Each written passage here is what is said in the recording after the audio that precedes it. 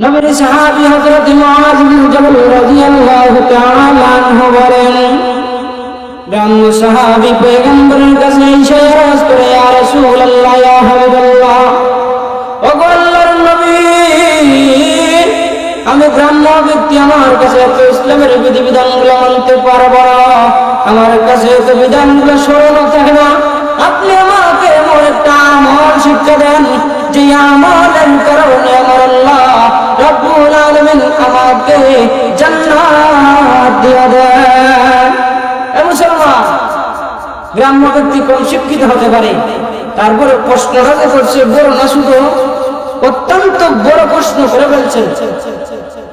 নবীজি আকরাম সাল্লাল্লাহু আলাইহি ওয়াসাল্লাম বলেন, সাহাবী আমার, শুনে নাও, তোমাকে এত বিধান যদি তুমি পালন করতে না পারো, আমি নবীজি তোমাকে একটা বিধান শিক্ষা দেই, একটা আমল শিক্ষা দেই, তুমি সদা সর্বদা এই আমলটা যদি করতে পারো,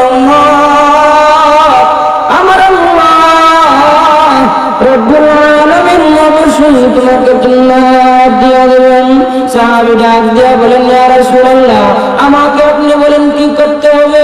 নবীজির সাহাবী হযরত মুআয বিন জাবাল রাদিয়াল্লাহু তাআলা আনহু বলেন, নবীজি আকরাম সাল্লাল্লাহু আলাইহি ওয়াসাল্লাম ওই ব্যক্তিকে বলে দিলেন, হে আমার উম্মত, তুমি বেশি বেশি তোমার জিহ্বাটাকে আল্লাহর জিকির দ্বারা ভিজিয়ে রাখবা। সুবহানাল্লাহ। নবীজি এমন আমল শিক্ষা দিলেন সাহাবীকে বললেন, সাহাবী আমার, তুমি হাল বল, অসুবিধা নাই, তুমি জাল বল, অসুবিধা নাই, তুমি অন্যের কাজ কামে যাও, অসুবিধা নাই, একটা আমল করবা। কি আমল?